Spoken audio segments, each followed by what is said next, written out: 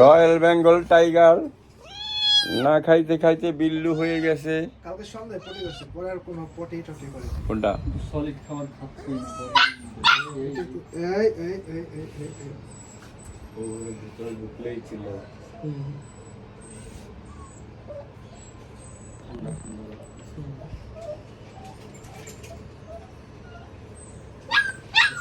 না হওয়ার কোনো ভ্যাকসিন আছে?